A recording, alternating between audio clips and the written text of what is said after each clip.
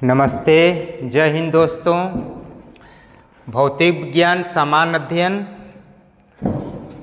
Video lecture 3 में पुनः आपका स्वागत है। मैं सुनील कुमार गुप्ता, राजकीय शिक्षक, विषय गणित। दोस्तों, पार्ट 3 के पहले 2 पार्ट भौतिक विज्ञान सामान्य अध्ययन के अंतर्गत अपलोड हो चुके हैं, जो आगामी exams LT grade, GIC lecturer के लिए अत्यंत उपयोगी है, क्योंकि ये इस सामान्य अध्ययन के अंतर्गत वही क्वेश्चन लिए गए हैं जो लोक सेवा आयोग प्रयागराज उत्तर प्रदेश के पैटर्न के अनुसार पूछे जाते हैं। बाकी आज बहुत कुछ चर्चा न करते हुए हम लोग अपने टॉपिक पे आते हैं और क्वेश्चन को सॉल्व करते हैं। पहला क्वेश्चन देखते हैं। यदि पृथ्वी और सूर्य की दूरी में दोगुनी हो जाती है, यदि पृथ्वी, ये लिखा है यदि पृथ्वी और सूर्य के बीच दूरी दोगुनी हो जाती है तो सूर्य द्वारा पृथ्वी पर गुरुत्वाकर्षण बल कितना लगेगा। देखिए, F बराबर होता है m1 m2 बटे के r² g। अगर सामान्य स्थिति में पृथ्वी और इसको सन मान लीजिए, सन का द्रव्यमान, यदि me पृथ्वी का द्रव्यमान है, ms सूर्य का द्रव्यमान है, सामान्य स्थिति में इनके बीच लगने वाला बल F1 हो, तो यदि F2 बल हो जब दूरी इनके बीच दोगुनी कर दिया जाए, यानी कि द्रव्यमान वही रहे और दूरी जो है 2r² हो जाएगा। तो अगर हम F1 बटे F2 निकालेंगे तो ये हो जाएगा 4 सब कैंसिल होके 4 आ जाएगा, यानी कि F2 जो हो जाएगा F1 बटे के 4 हो जाएगा। यानी लगने वाला बल जो पहले F1 लगता था, अब जब दूरी दोगुनी हो गई है तो लगने वाला बल F2 F1 का 1/4 रह जाएगा, यानी कि अब जितना है उसका चौथा भाग रह जाएगा। इतना अगर नहीं कर सकते हैं तो बस इतना ये जानिए कि चूंकि लगने वाला बल दूरी के स्क्वायर के व्युत्क्रमानुपाती होता है, यानी उल्टा होता है। तो r अगर दोगुना कर दिया जाए तो F ये क्या हो जाएगा, 4r हो जाएगा, 4r² हो जाएगा, यानी कि 1/4, यानी F जो होगा 1/4 हो जाएगा, 1/4। तो बस ऐसे भी समझ सकते हैं शॉर्टकट में। बाकी फिर आगे देखते हैं।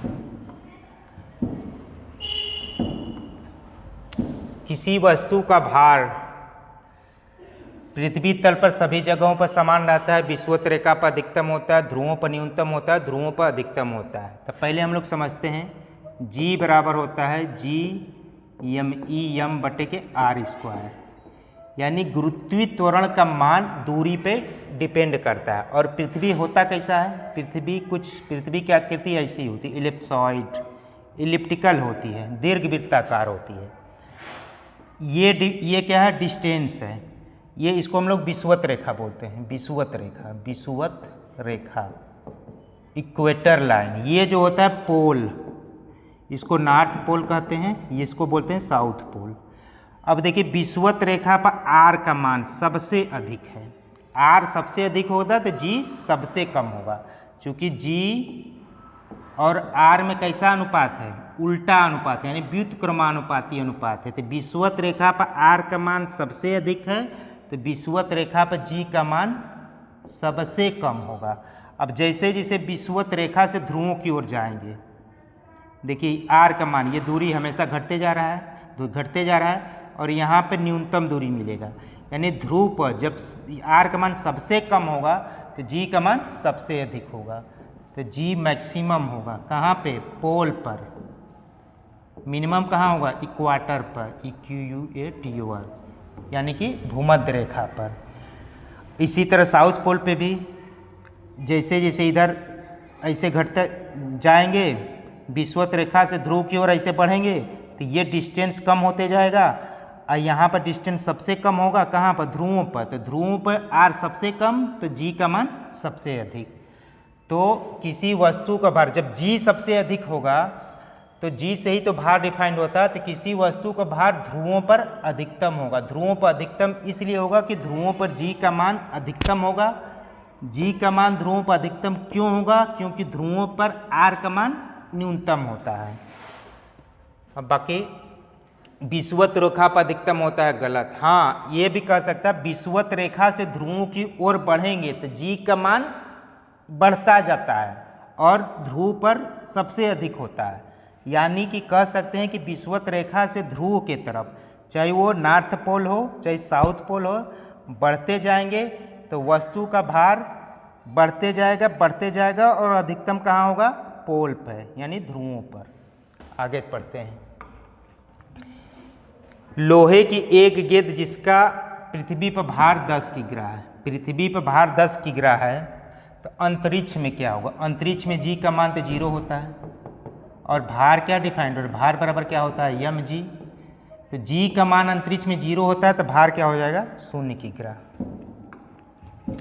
मानव शरीर का भार कहाँ अधिकतम होगा, ध्रुवों पर अधिकतम होगा। अभी हम पढ़ाए हैं कि जी मैक्सिमम पोल पर, ध्रुव पर, जी मिनिमम भूमध्य रेखा पर, भूमध्य रेखा पर।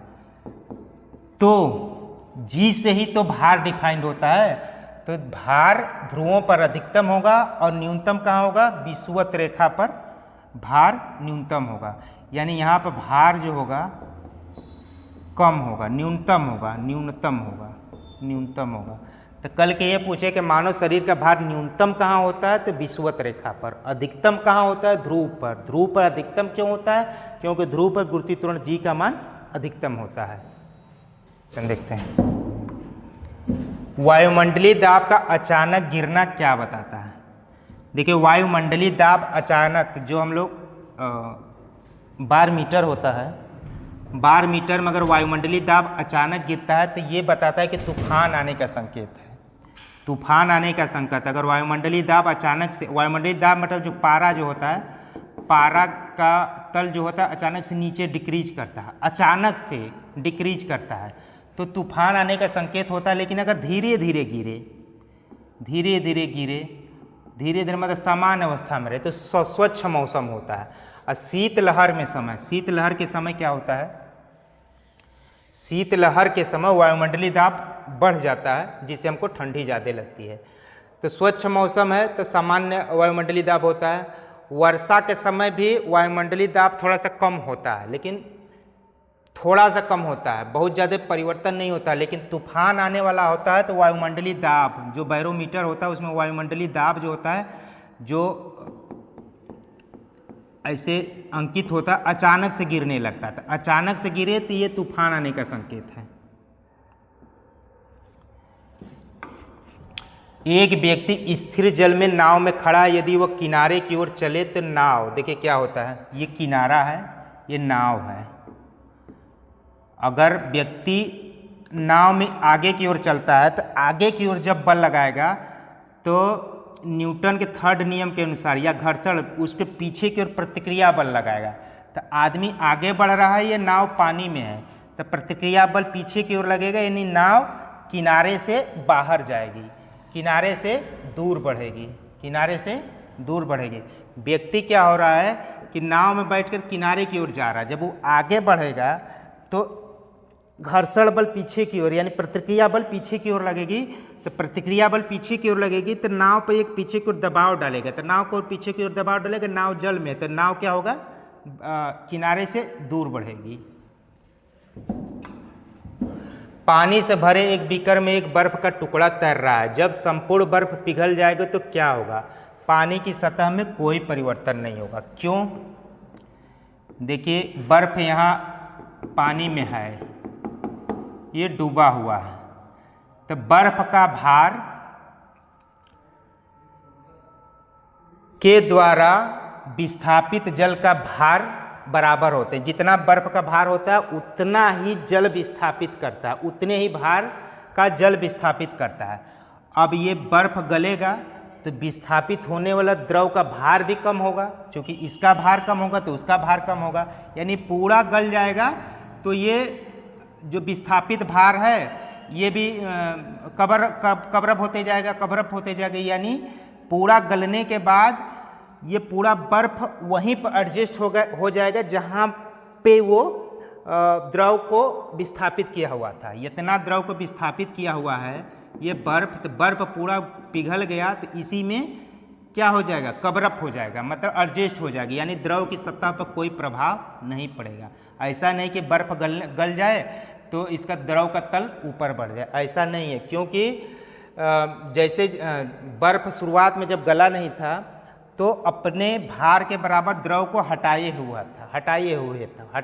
हुए था, लेकिन जैसे जैसे बर्फ गलेगा तो बर्फ का भार कम होगा, उसके द्वारा हटाए गए द्रव का भार भी कम होगा। ये कम होगा, वो कम होगा, ये इसको एडजस्ट करेगा, ये इसको एडजस्ट करेगा, यानी द्रव की सतह हमेशा बराबर बने रहेगी, यानी कि पानी की सतह अपवर्तित रहेगी।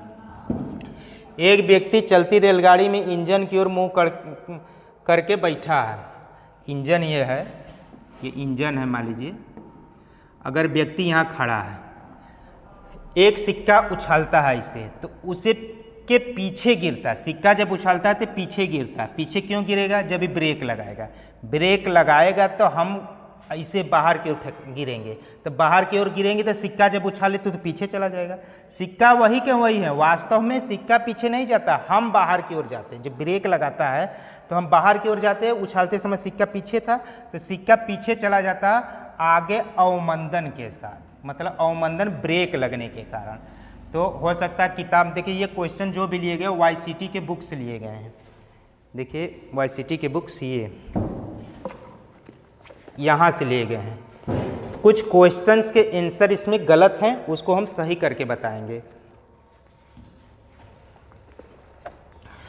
तो अवमंदन, जब ब्रेक सिक्का को ऐसे उछाला है, सिक्का वहीं उछला, लेकिन जैसे ही ब्रेक लगा है तो हम बाहर की ओर जाते हैं, तो बाहर की ओर जाते हैं, सिक्का पीछे की ओर चला जाता है। तो सिक्का उछलता है जो उसके पीछे गिरता है, ये क्यों होता है? आगे अवमंदन के साथ, ब्रेक लगने के साथ। अवमंदन को ब्रेक कहते हैं।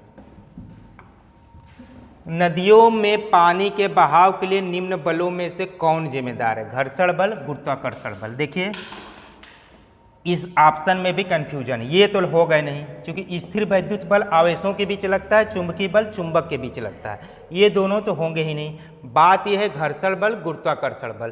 तो नदियों में पानी के बहाव के लिए निम्न बलों में से कौन जिम्मेदार है? पानी बह रहा है, मतलब बहता रहे, तो उसके लिए तो गुरुत्वाकर्षण बल जिम्मेदार होगा, क्योंकि पानी जब बह रहा है तो ऊंचाई से नीचे की ओर पानी बहता है। तो क्यों बहता है? क्योंकि गुरुत्वाकर्षण बल कार्य करता है, पानी को खींचता है, आगे बढ़ता है। तो बहने के लिए जिम्मेदार तो गुरुत्वाकर्षण बल है, लेकिन घर्षण बल क्या करता है? जो पानी बह रहा है नदी में, तो नदी के तल और पानी के बीच घर्षण बल लगता है, तो घर्षण बल के कारण पानी के बहाव के वेग को कम करता है, यानी घर्षण बल पानी के बहाव को कम करने के लिए जिम्मेदार है, जबकि गुरुत्वाकर्षण बल पानी के बहाव को तेज करने के लिए जिम्मेदार है। क्योंकि वैसे भी ऊंचाई से जब भी कोई पानी नीचे की ओर गिरता है तो किस बल के कारण गिरता है? क्योंकि गुरुत्वाकर्षण बल कार्य कर रहा होता है, ऊपर से पानी नीचे गिरता है। इसी तरह पानी के बहाव एक स्थान से दूसरे स्थान तक जा रही होती है तो स्लोप में जाती है, क्योंकि यहाँ पर गुरुत्वाकर्षण बल कार्य करता है। आपके वाईसीटी बुक में ये वाला ऑप्शन दिया है जो कि गलत है। यहाँ साफ साफ कह रहा है कि पानी के बहाव के लिए, यानी पानी बहता रहे, उसके लिए गुरुत्वाकर्षण बल जिम्मेदार होगा। स्थिर वैद्युत बल, चुंबकीय बल तो कभी होगा ही नहीं, क्योंकि स्थिर वैद्युत बल आवेशों के बीच कार्य करता है, चुंबकीय बल चुंबक के बीच कार्य करता है। ये दोनों में से ये सटीक आंसर होगा। किस ताप पर पानी का घनत्व अधिकतम होगा? देखिए पानी का घनत्व अधिकतम 4 डिग्री सेंटीग्रेड पे होगा। ये हर एग्जाम्स में क्वेश्चन पूछे जाते हैं, यहाँ तक कि देखिए यूपी पीसीएस मेंस में भी पूछेंगे।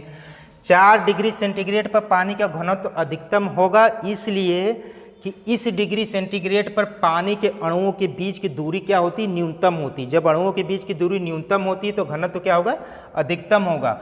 4 डिग्री सेंटीग्रेड से कम टेम्परेचर हो जाए, 4 डिग्री सेंटीग्रेड से अधिक टेम्परेचर हो जाए, तब पानी के अणुओं के बीच की दूरी बढ़ जाती है, यानी घनत्व न्यूनतम हो जाता है। 4 डिग्री सेंटीग्रेड, अगर इसको हम केल्विन में बदलना चाहें तो 4 डिग्री सेंटीग्रेड में 273 का जोड़ कर देंगे तो ये हो जाएगा 277 केल्विन। तो कल के आज डिग्री सेंटीग्रेड में पूछा, कल के केल्विन में पूछ देगा। तो डिग्री सेंटीग्रेड में 273 को जोड़ देते हैं तो वो केल्विन में कन्वर्ट हो जाता है। फ़ारेनहाइट में भी बदल सकता है, तो उसके लिए C/5 बराबर F माइनस 32/9। तो ध्यान रखिए कन्वर्जन सेंटीग्रेड नहीं सेल्सियस, बार बार सेंटीग्रेड बोल रहे हैं, C सेल्सियस है, सेल्सियस को केल्विन में बदलना है तो 273 का जोड़ करेंगे, और सेल्सियस को फ़ारेनहाइट में बदलना है तो ये फार्मूला का उपयोग करेंगे। देखिए जल का अधिकतम घनत्व अभी हम बताए थे 4 डिग्री सेंटीग्रेड, और 4 डिग्री सेल्सियस 273 को जोड़ करेंगे तो हो जाएगा 277 केल्विन। देखिए ये भी यूपीपीसीएस मेंस में पूछा गया 2015 में। ये क्वेश्चन केवल यूपीपीसीएस में नहीं, सब वनडे एग्जाम्स में पूछे जाते हैं, खूब पूछे जाते हैं। एकदम याद करिए कि 4 डिग्री सेंटीग्रेड पर पानी का घनत्व अधिकतम होता है, क्योंकि इस घनत्व पर पानी के अणुओं के बीच की दूरी न्यूनतम होती है। एक ट्रेन जैसे ही चलना आरंभ करती है, उसमें बैठे हुए यात्री का सिर पीछे की ओर झुक जाता है। इसका कारण क्या है? स्थिरता का जड़त्व। तो देखिए गति का जड़त्व होता है, एक होता है स्थिरता का जड़त्व।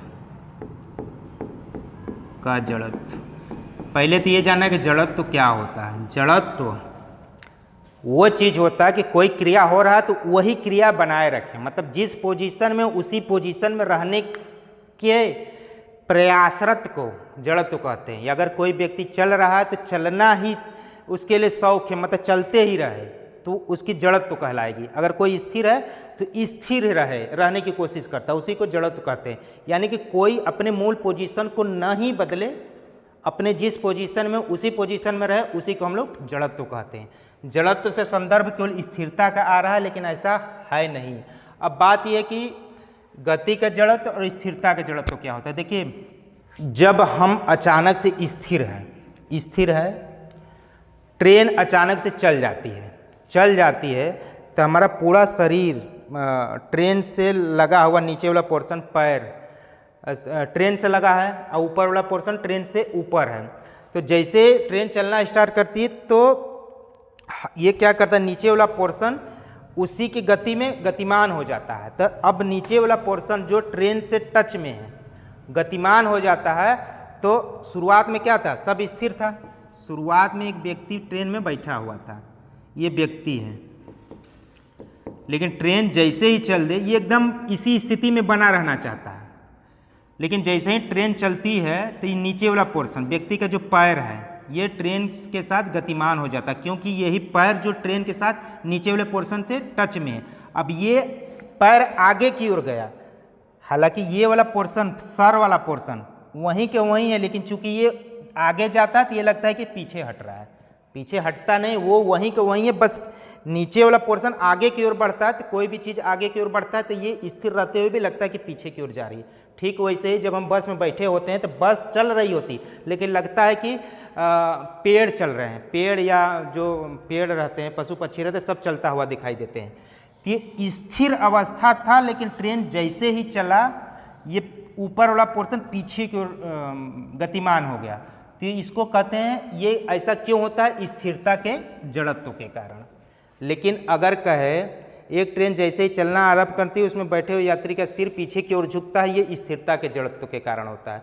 देखिए शुरुआत में स्थिर थे, स्थिर रहने का ही प्रयत्न कोशिश करेगा, उसी अवस्था में बने रहने के लिए कोशिश करेगा। इसलिए लेकिन जब ट्रेन चलती है तो नीचे वाला पोर्शन ट्रेन के साथ गतिमान हो जाता है, ऊपर वाला पोर्शन स्थिर था लेकिन नीचे वाले पोर्शन को गतिमान होने के कारण लगता है कि पीछे की ओर चला गया, तो उसी को कहते हैं स्थिरता का जड़त्व। अब गति का जड़त्व क्या है, गति के जड़त्व में कोई बस में बैठा यात्री चल रहा होता है, लेकिन जैसे ही ब्रेक लगता है, मतलब चल रहा है, शुरुआत में क्या था, स्थिरता की जरूरत में स्थिर था, गति की जरूरत में व्यक्ति चल रहा होता है। जब ब्रेक लगता है तो सर में, यहाँ पैर में ब्रेक का प्रभाव होता है, लेकिन ऊपर वाला पोर्शन वो बस के साथ गतिमान रहता है, नीचे ब्रेक लगता है। ये पीछे की ओर ब्रेक लगता है, ये आगे की ओर गतिमान रहने की अवस्था में बना रहना चाहता है। तो वो जब ब्रेक लगता है तो व्यक्ति आगे की ओर गिर जाता है, ये होता है गति का जड़त्व। तो स्थिरता का जड़त्व और गति का जड़त्व में थोड़ा सा अंतर। स्थिरता का जड़त्व तब पैदा होता है जब व्यक्ति स्थिर रहता है, उसमें परिवर्तन होता है। गति का जड़त्व तब पैदा होता है जब व्यक्ति बस या रेलगाड़ी के साथ गतिमान रहता है। ब्रेक लगने के बाद जब उसमें परिवर्तन, ऊपरी हिस्सा आगे की ओर झुकता है, तो उसको गति का जड़त्व कहते हैं। तो ये क्वेश्चन थोड़ा सा ध्यान से देखिएगा, ऐसे क्वेश्चन आते रहते हैं। भूमि में गुरुत्वाकर्षण जल किस तनाव पर रहता है? भूमि में गुरुत्वाकर्षण बल 1.25 एटमॉस्फेयर पर आता है। 1/3 एटमॉस्फेयर पर कैपिलरी जो नसें होती हैं, जो जल प्लांट्स के जो नसें होती हैं, जहाँ से जाइलम और फ्लोएम का प्रवाह ऊपर तक होता है, जल का और खनिज लवणों का प्रवाह पौधे के नसों से ऊपर तक जाता है, उसमें जो जल भरा होता है वो 1/3 एटमॉस्फेयर पर होता है। जबकि भूमि में गुरुत्वाकर्षण जल, मतलब जमीन के अंदर जो मिट्टी में पानी जो होता है, वो पानी बना हुआ है मिट्टी के अंदर, उसके लिए एटमॉस्फेयर 1.25 वायुमंडलीय दाब की जरूरत पड़ती है। ये तो याद करने वाला क्वेश्चन है। वायु शक्ति विंड पावर में ऊर्जा कौन सा रूप में परिवर्तित? विंड पावर, देखिए यहाँ पे विंड लगे होते हैं, इससे जब वायु बहता है तो इसको पूरा रोटेट करता है, तो विंड पावर गतिज ऊर्जा में कन्वर्ट हो जाता है। स्थितिज ऊर्जा सवाल नहीं, सौर ऊर्जा कोई सवाल नहीं, विकिरण ऊर्जा कोई सवाल ही नहीं है कि होगा। विंड पावर, जैसे इसको वायु क्या करता है, विंड पावर का मतलब वायु के द्वारा ये घूमता है, तो यहाँ पे लगा होता है टरबाइन, जनरेटर, इसको घुमाता है, तो हमको ये गतिज ऊर्जा, इस जो को घुमाता है तो गतिज ऊर्जा फिर इलेक्ट्रिक ऊर्जा में कन्वर्ट हो जाती है। विद्युत ऊर्जा में परिवर्तित होती है। किस विद्युत ऊर्जा में? विद्युत ऊर्जा में परिवर्तित होता है गतिज ऊर्जा। मतलब विंड पावर से जो विद्युत ऊर्जा जनरेट होता है, कैसे होता है? जो कि विंड पावर से गतिज ऊर्जा मिलता है, यह गतिज ऊर्जा इलेक्ट्रिक ऊर्जा में कन्वर्ट हो जाता है। तो यही कह रहा है कि विद्युत ऊर्जा किसके कारण मिलता है? गतिज ऊर्जा के कारण।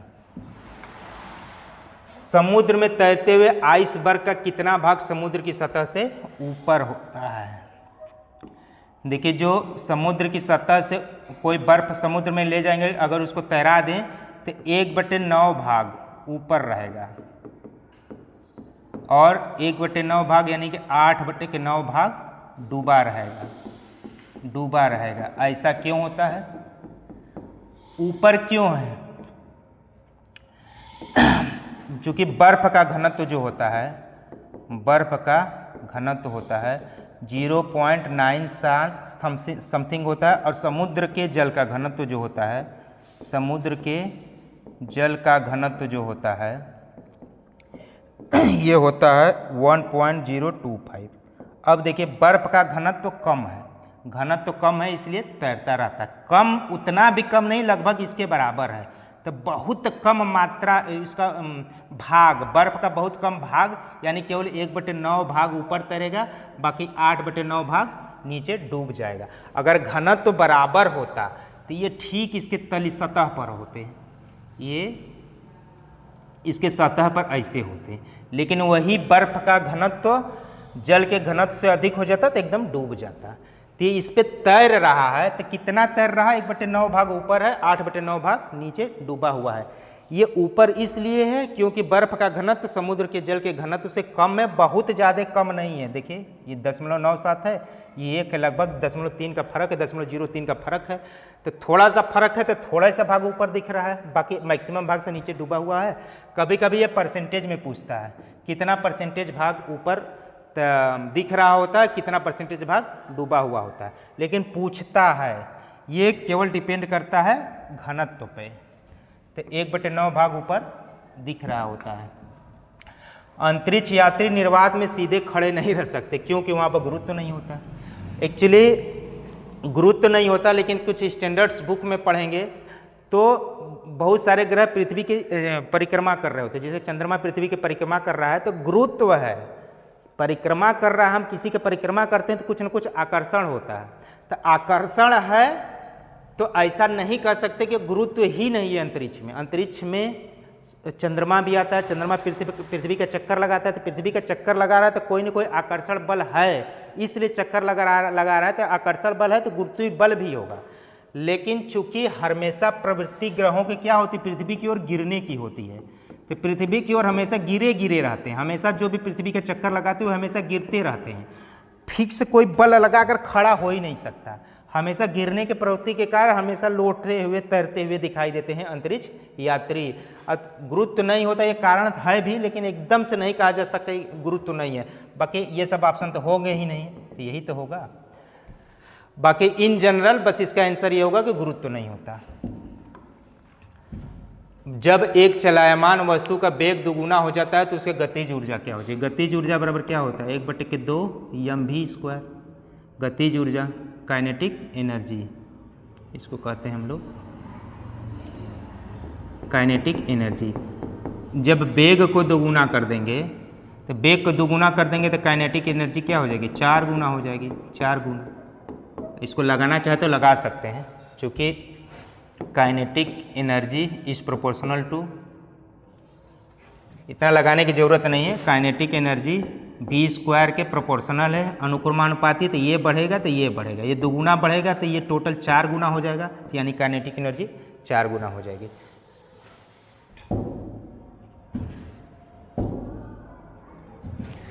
एक अंतरिक्ष यान जो चक्कर लगा रहा है, एक सेब छोड़ दिया जाए तो वो पृथ्वी की ओर गिरेगा, कम गति से गतिमान होगा, अंतरिक्ष यान के साथ उसी गति से गतिमान होगा। सेब को अगर छोड़ दे तो चूंकि गुरुत्वीय त्वरण नहीं है तो वो उसी तरह तैरता रहता है उसी के साथ। अभी इसको हम व्याख्या कर चुके हैं। जब किसी साबुन के बुलबुले को आवेशित किया जाता है तो निम्न से क्या घटित होगा? देखिए साबुन का बुलबुला कुछ ऐसा होता है, इस पे साबुन के बुलबुले पे जो कण होते हैं वो क्या होते हैं? इलेक्ट्रॉन होते हैं। जब आवेशित करते हैं तो समान आवेश के चार्ज यहाँ आते हैं। तो हम लोग केमिस्ट्री में पढ़े होंगे कि परमाणु त्रिज्या, जब समान आवेश के पार्टिकल समान आवेश के पास आते हैं तो ये इसको दूर भगाने का प्रयास करता है। क्योंकि समान आवेश के बीच क्या होता है? प्रतिकर्षण होता है। तो इलेक्ट्रॉन के पास इलेक्ट्रॉन आ रहा है तो इलेक्ट्रॉन को दूर भगाने के लिए बाहर की ओर एक बल लगाता है, बाहर की ओर बल लगाता है। तो बाहर की ओर बल लगाएगा तो इसका शेप क्या होगा? बढ़ जाएगा, यानी उसकी त्रिज्या बढ़ जाएगी।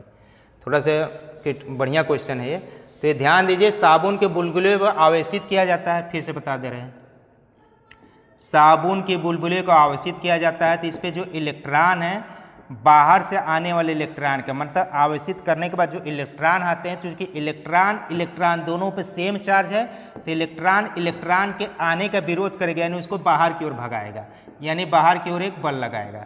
जब बाहर की ओर बल लगाएगा तो इसका साइज क्या होगा? बढ़ेगा। साइज बढ़ेगा तो त्रिज्या बढ़ेगी। निम्नलिखित तत्वों में से कौन अर्धचालक है? देखिए अर्धचालक 2 ही होता है, मतलब इन जनरल सिलिकॉन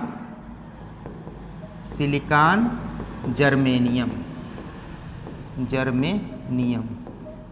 ये है अर्धचालक। यही बार बार पूछे जाते हैं। इनका उपयोग इलेक्ट्रॉनिक्स में उपयोग होता है, रेडियो में, ट्रांजिस्टर में, डायोड में, ट्रायोड में इत्यादि। अब इसको अर्धचालक क्यों कहते हैं? देखिए क्या होता है, सामान्य टेम्परेचर पे, सामान्य ताप पर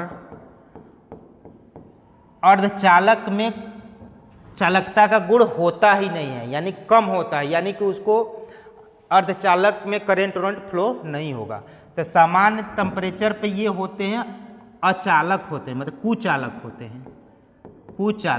हैं, मतलब थोड़ा बहुत चालक होते हैं या कम चालक होते हैं, ऐसा कह सकते हैं। कुचालक मत कहिए, थोड़ा बहुत होता है, कम चालक होते हैं।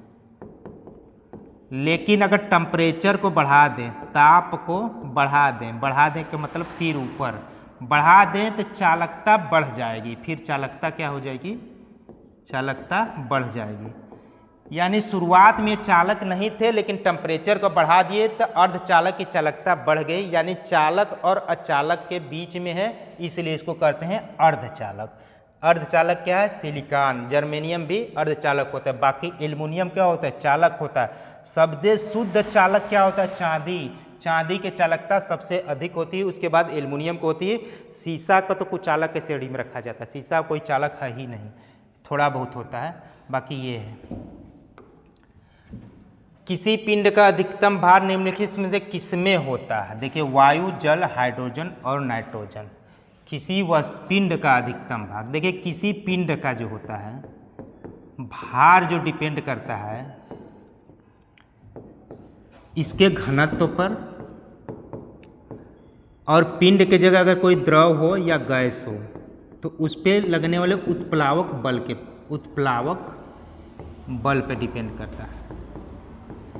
अगर उत्प्लावक बल ज़्यादा हो गया तो उसका भार, उत्प्लावक बल क्या होता है? अगर जल में कोई डूबा है तो वस्तु का भार नीचे की ओर लगेगा, लेकिन वस्तु के द्वारा जो जल हटाया जाता है उसके द्वारा बल ऊपर की ओर लगा, तो उसको हम कहते हैं उत्प्लावक बल। जब उत्प्लावक बल ज़्यादा लगेगा तो भार कम महसूस होगा। उत्प्लावक बल ज़्यादा जब होगा तो भार कम महसूस होगा। तो अब यहाँ पे क्या है? उत्प्लावक बल। अब उत्प्लावक बल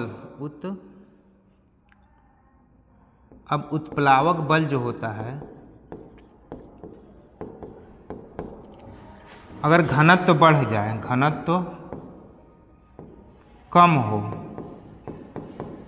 तो उत्प्लावक बल कम होगा, उत्प्लावक बल कम होगा। जब उत्प्लावक बल कम होगा, प्लावक बल कम होगा तो भार ज़्यादा होगा। ये पहले समझ में आ जाएगा तब क्वेश्चन समझ में आएगा। देखिए, अगर उत्प्लावक बल, इसको लगाने वाला बल अगर कम हो जाए तो इसका ये प्रभावी हो जाएगा, यानी भार अधिक हो जाएगा। तो उत्प्लावक बल अगर कम होगा तो उसका भार अधिक हो जाएगा। अब यहाँ पे ध्यान रखना है, अब इसमें भार, उत्प्लावक बल घनत्व पर भी निर्भर करता है। अब देखिए, वायु, जल, हाइड्रोजन, नाइट्रोजन, घनत्व किसका सबसे कम है? इसका घनत्व सबसे कम है। घनत्व जब सबसे कम है तो उत्प्लावक बल सबसे कम होगा। उत्प्लावक बल सबसे कम होगा तो किसी वस्तु का भार यहाँ पर अधिक होगा। तो किसी पिंड का अधिकतम भार कहाँ होगा? हाइड्रोजन में होगा। ठीक, तो बस यही ध्यान देना है कि हाइड्रोजन का घनत्व कम होता है नाइट्रोजन, पानी और वायु की तुलना में। जब हाइड्रोजन का घनत्व कम होता है तो उसका उत्प्लावक बल, उसके द्वारा जो अपथ्रस्ट फोर्स लगता है वो कम होता है। जो अपथ्रस्ट बल कम होगा, किसी वस्तु पर ऊपर की ओर लगने वाला बल कम होगा तो वस्तु का भार अधिक होगा।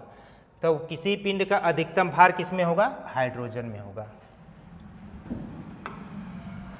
साबुन के बुलबुले के अंदर का दाब वायुमंडलीय दाब से अधिक होता है, वायुमंडलीय दाब से कम होता है, वायुमंडलीय दाब के बराबर होता है, वायुमंडलीय दाब के आधा के बराबर। देखिए, साबुन का बुलबुला कुछ वैसे होता है।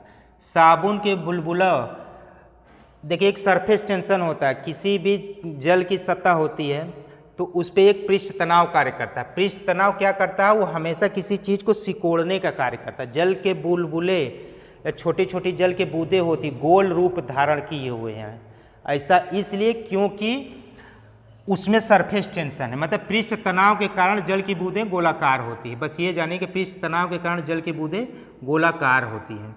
और पृष्ठ तनाव क्या करता है? हमेशा मिनिमम क्षेत्रफल धारण करने की कोशिश करता है। तो मिनिमम क्षेत्रफल कब मिलेगा? जब वो गोलाकार होगा। तो पृष्ठ तनाव के कारण नीचे की ओर बल लगता है, लेकिन वो बुलबुला है, बुलबुला बने रहे तो इसलिए जो नीचे की ओर इस पर बल लग रहा है वायुमंडलीय दाब, तो ये बुलबुला एकदम फूला रहे, इसलिए इसके द्वारा इसके अंदर का दाब वायुमंडलीय दाब से अधिक हो। नहीं तो अगर ये वाला बल अधिक हो जाएगा तो बुलबुला फूट जाएगा, फिर बुलबुला रहेगा ही नहीं। तो बुलबुला बना रहे इसलिए बाहर की ओर लगने वाला वायुमंडलीय दाब अंदर की ओर लगने वाले दाब से कम हो, यानी बुलबुले के अंदर का दाब वायुमंडलीय दाब से अधिक होना चाहिए। तेल जल के तल पर फैल जाता है। क्यों फैल जाता है?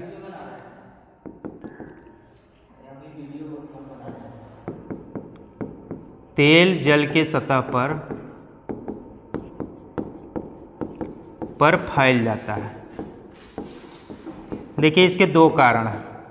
पहला तो ये कि तेल का घनत्व जो होता है जल के घनत्व से कम होता है।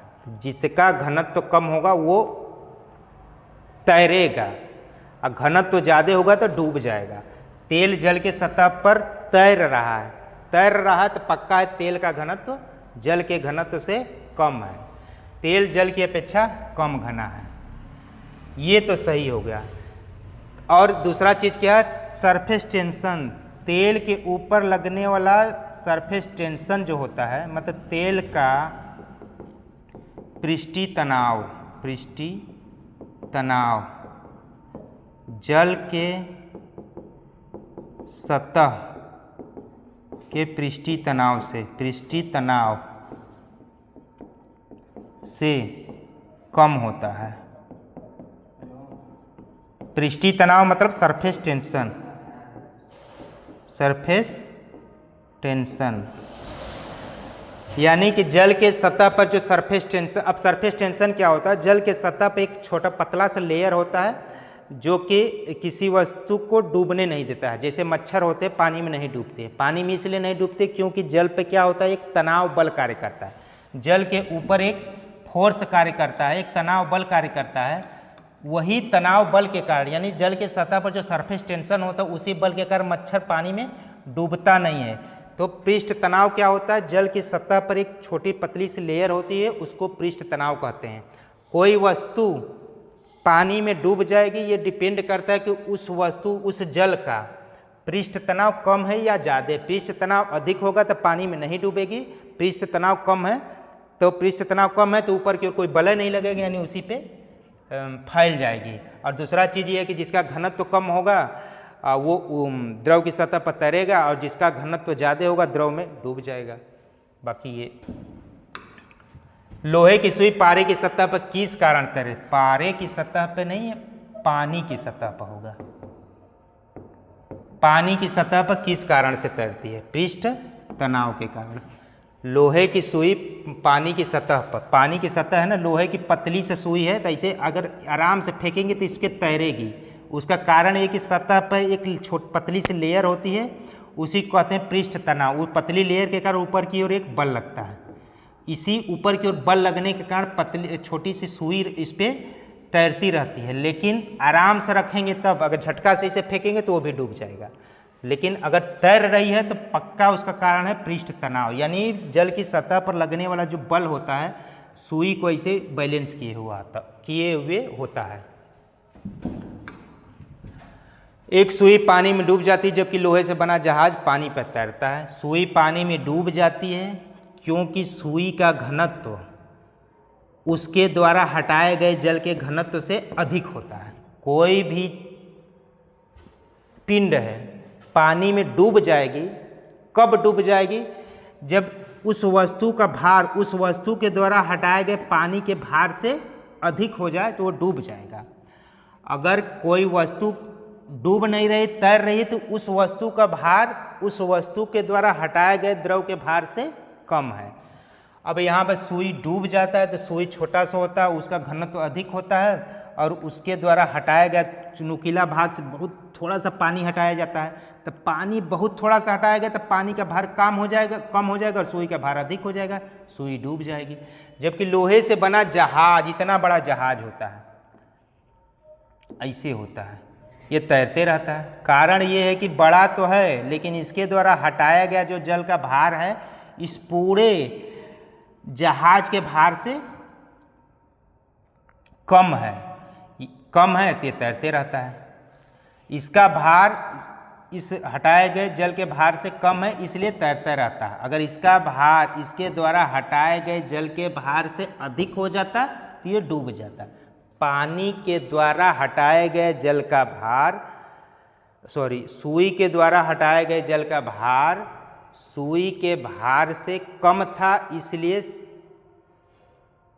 सुई डूब गई। सुई का भार अधिक था, तो एक सुई पानी में डूब जाती है, जबकि लोहे से बना जहाज पानी पर तैरता रहता है, क्योंकि सुई की नोक नुकीली होती है। जहाज एक शक्तिशाली इंजन। सुई का अपेक्षिक घनत्व उसके द्वारा हटाए हुए पानी के अपेक्षिक घनत्व से अधिक होता है।